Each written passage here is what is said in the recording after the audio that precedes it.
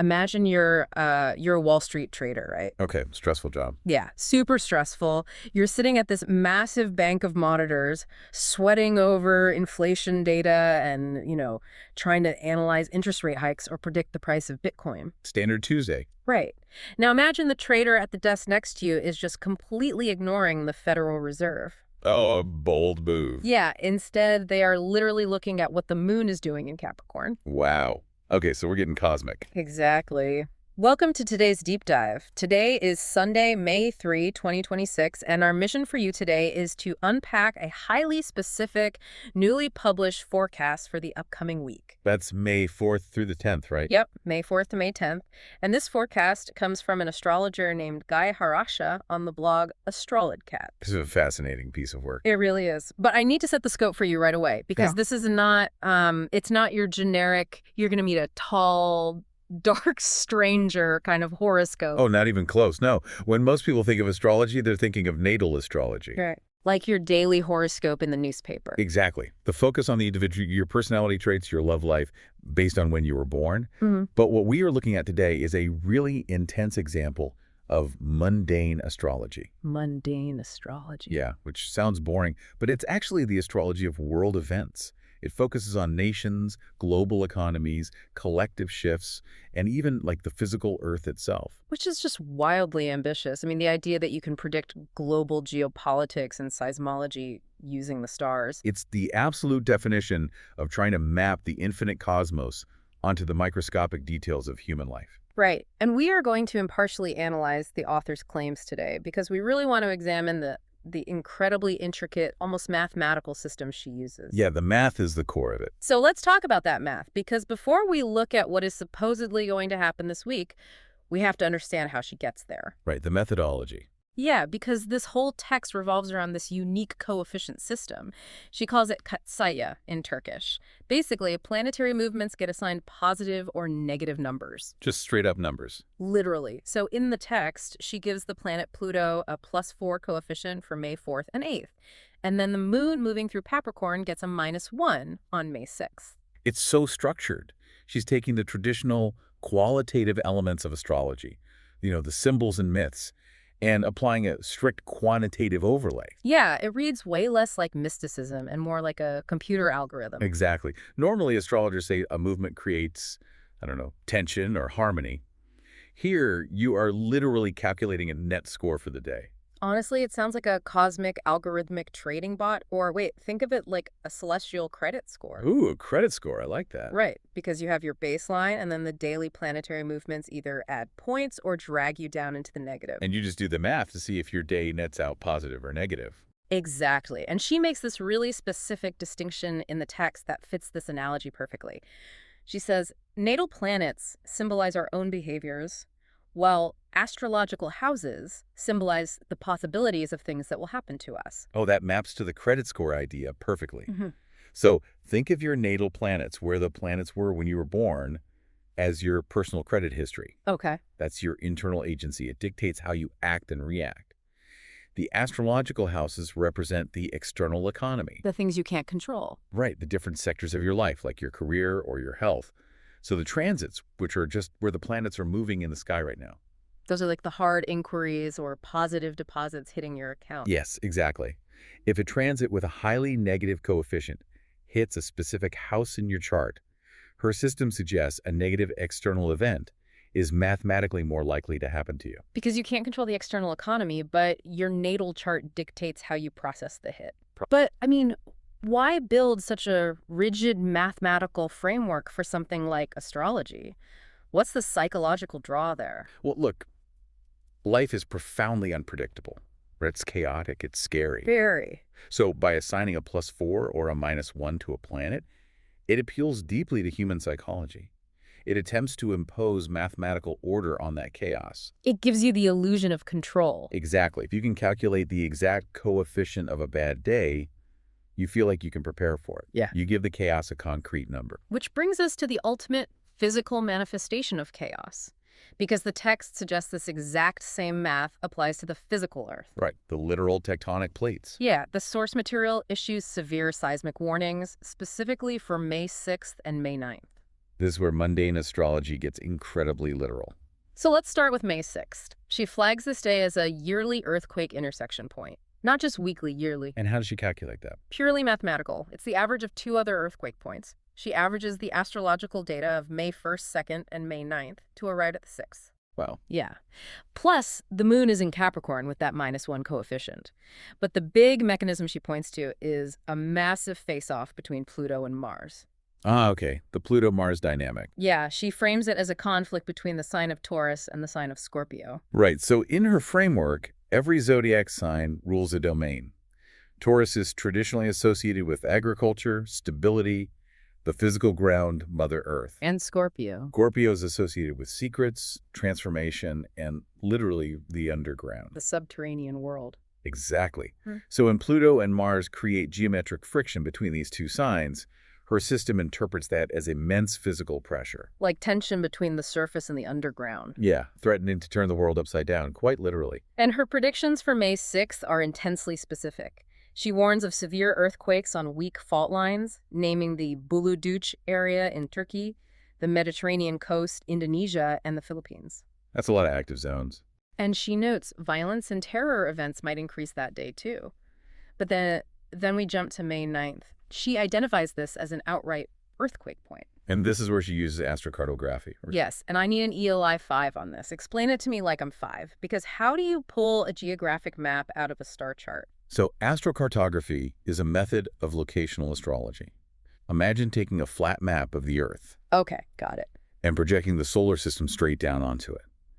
The exact moment a specific astrological event happens, like this tense configuration on May 9th, different planets will be directly overhead at different locations. Oh, I see. It draws literal lines across the map showing where the planetary energy is strongest. If a line with a negative coefficient crosses a country, that region is flagged. Okay, so she maps these negative lines, specifically Venus, Pluto, Mercury, and Neptune, being negatively affected by the Sun, Mercury, Mars, and Uranus. That is a lot of planetary action. It is. And she drapes these lines across the globe.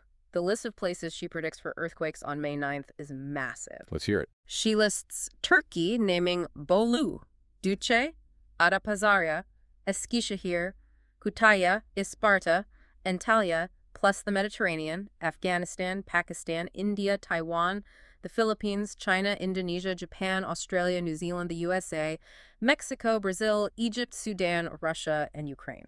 Well, when you look at the actual geographic spread... Wait, hold on. Let me stop you right there. Yeah. If you're predicting earthquakes across basically the entire Pacific Rim, the entirety of the Americas, and the Mediterranean all at once... You're casting a very wide net. Right. Aren't you statistically bound to be right just by blanketing the globe? The Earth's crust is always moving. You're mathematically guaranteed to catch a fish. It's the most common critique of predictive pattern recognition, and it's entirely valid. Confirmation bias kicks in hard here. Exactly. If a minor tremor happens in Japan or Mexico on May 9th, which is statistically highly probable anyway, the forecast appears incredibly accurate to a believer. They just ignore all the countries on the list where nothing happened. Right. A classic hit-miss fallacy. But what makes this text interesting is the internal logic she uses to justify that wide net.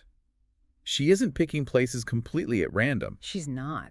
No, she's specifically calculating the earthquake coefficient by summing up all the positive and negative coefficients affecting Scorpio. Because Scorpio represents the hidden depths of the Earth. Exactly. So she is literally calculating a cumulative stress score for the underground and then tracing where that stress falls geographically. Wow. A stress score for the subterranean world. That is, I mean, you have to admire the internal consistency. She's undeniably thorough. Just to round out the physical predictions, she also notes May 7th is the lowest coefficient day overall, warns of adverse weather and accidents. So a heavy week for the physical world all around. Very heavy. But if this math applies to tectonic plates, does it apply to human free will? Like what happens when a +4 coefficient hits a world leader? Well, her model doesn't differentiate between a fault line and a human institution. They're all subject to the transits. Right. And I want to be incredibly clear with you as we dive into this next part. We are presenting this strictly to examine the mechanics of her astrological model. Yes, absolutely. We are simply reporting what the text states without taking any political stance whatsoever. We're just looking at the math. Right. So according to the text, the planets affect specific leaders and nations. Let's look at her forecast for Turkish President Erdogan. She identifies him as a Pisces. And in her breakdown for May 6th, Virgo and Pisces are specifically singled out for negative effects. Why those two? Because the moon is in Capricorn, sitting at that -1 coefficient and forming a challenging angle with Uranus. In astrology, Virgo and Pisces sit opposite each other on the zodiac wheel. They form an axis. Exactly. When tension hits that axis, anyone with strong placements there feels the pressure. So translating that to President Erdogan, the text predicts that on May 6th, he might face security issues, efficiency problems, and negative changes that will, quote, ruin his mood. A ruined mood, mathematically calculated. Yeah. Then the text shifts from an individual leader to an entire nation. The author analyzes the state of Israel. Okay. She assigns Israel a natal sun in Taurus and a natal Mars in Leo. Because of these placements, she predicts Israel will face the destructive effect of a Pluto transit on May 4th and 8th. And Pluto is that +4 coefficient. Right. Then on May 10th, they face the burning effect of a Mars transit, which is also a +4 coefficient. The mechanism here relies on geometric friction again. Right now, Pluto forms a 90-degree angle, a square, with Taurus and Leo. And a square is bad. It represents a clash of agendas. Because Israel's chart has foundational planets in those signs, the math calculates that friction as a highly negative impact. Got it. This is actually why the text issues a broad warning for anyone with placements in Taurus, Leo, Scorpio, and Aquarius. They form the fixed cross of the zodiac, so they're all catching this tension. They're told to show immense patience this week. I mean, you have to wonder how an astrologer even decides what a nation's sun sign is. It's complicated. Right, because a person is born on a specific day in a hospital. We have a time of birth. But a country, is it when a constitution is signed? A declaration of independence? It is actually one of the most debated topics in mundane astrology. How do you establish the birth chart of something that evolves over centuries? Yeah, how do they agree on it? Generally, they use the most significant foundational moment. A declaration, a revolution, or the formal establishment of a republic acts as the birth. So that gives the political entity a natal chart. Complete with the sun sign, moon sign, and rising signs. By treating a nation as a living organism, you can map current transits against it, treating geopolitical shifts as predictable astrological seasons. That is wild, and it doesn't even stop at countries. No, it extends to the economy, too. Right. If nations have birthdays, what about currencies? The text moves from geopolitics into highly specific financial forecasting. The markets are literally in the stars. Financial astrology is a distinct subfield, finding celestial patterns in economic volatility. And she details exact birthdays for financial instruments to calculate their coefficients. The US dollar apparently has a natal Venus in Cancer. Okay. The Turkish lira has a natal Venus in Scorpio. Then she gives dates for modern entities. The euro's birthday is January 1st, 2002. Which gives it a Capricorn Sun in Venus and a Pisces Mars. Right. And Bitcoin's birthday is January 3, 2009. Because that's the date the Genesis block, the very first block of the Bitcoin blockchain, was mined. To a financial astrologer, that's the moment the currency took its first breath. That makes sense in this weird logic, and that gives Bitcoin a Capricorn Sun and Mars ruled by Saturn and a Pisces Venus ruled by Neptune. It's amazingly detailed. And the BIST 100, the Turkish stock exchange, is assigned April 5, 2013, giving it an Aries Sun, Mars, and Venus. So with all these birth charts set up, she can apply the transits. Exactly. Based on this, she makes super specific market predictions. May 6th, she predicts drops for silver, oil, Bitcoin, and Ethereum. Okay, rough day for commodities and crypto.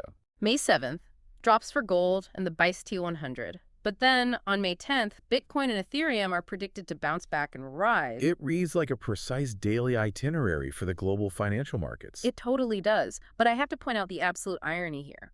We are using ancient Babylonian celestial mechanics systems devised millennia before electricity, let alone the internet, to try and time the highly volatile, decentralized cryptocurrency market. It is a profound clash of eras. And look, I should mention, the author includes a very important disclaimer. She says there can be a plus or minus 3-day shift in these events. Oh, of course. And that it is not investment advice.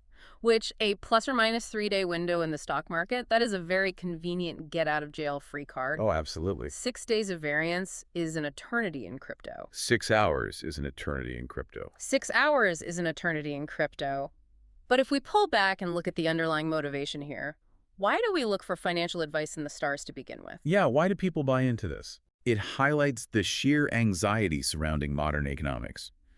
We live in an era where traditional financial models constantly fail to predict inflation spikes or sudden crashes. So when the math of Wall Street fails, people look for alternative frameworks. Exactly. They desperately want a pattern. Even if that pattern is celestial, it offers a narrative. It suggests the markets aren't just a random, terrifying casino, but that they're behaving according to a grander, predictable design. Wow. So, to summarize the massive scope of Gaye Harash's forecast for this one single week of May 2026, we're looking at a system that attempts to calculate the coefficients of the very ground beneath our feet. From the fault lines in Turkey to the geopolitical realities of President Erdogan in Israel. All the way down to the day-to-day fluctuations of Ethereum. And for you on an individual level, the text reminds you to check your rising sign houses. Right. Bringing it back to the personal. Yeah, if you're a Virgo rising, the text warns you to be careful with your fifth house on May 6th, which rules creativity and risk. If you're a Pisces rising, the warning is for your 11th house, ruling community. Meanwhile, Aries and Libra houses get the highest positive coefficients. It leaves no stone unturned. Every facet of existence, from macro forces of nature to micro details of an investment portfolio, is accounted for. It's all in the mathematical astrological model. Which brings me to a final thought for you to mull over on your own.